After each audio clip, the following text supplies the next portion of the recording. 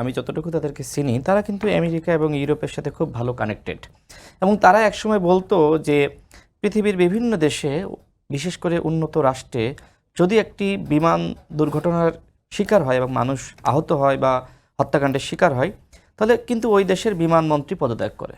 বাংলাদেশে দেখেন যে এখনো পর্যন্ত পদত্যাগ হয়নি। কারা? যারা এতদিন এই সুশীল কথাবার্তা বলেছে। আওয়ামী লীগের সময় আওয়ামী লীগের মন্ত্রীদেরকে বলেছে, বিএনপির সময় বিএনপির মন্ত্রীদেরকে বলেছে, এরশাদের সময় জাতীয় পার্টির মন্ত্রীদেরকে বলেছে, কিন্তু এখন তারা পদত্যাগ করতেছে না।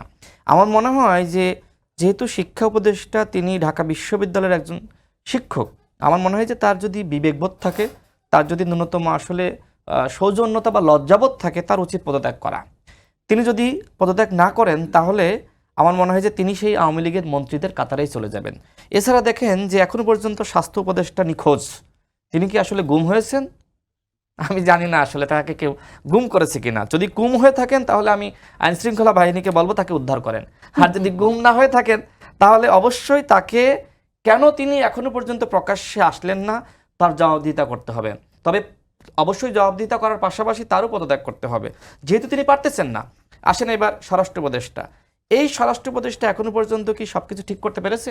আপা যেটা বলছিলেন, এই যে শিক্ষার্থীরা তারা গেট পর্যন্ত চলে গেল, আপনার আর্মি কি করলো, আপনার পুলিশ কি করলো, আপনার র্যাব কি করলো, আপনার বিজিবি কি করলো, আপনার গোয়েন্দা সংস্থা কি করলো?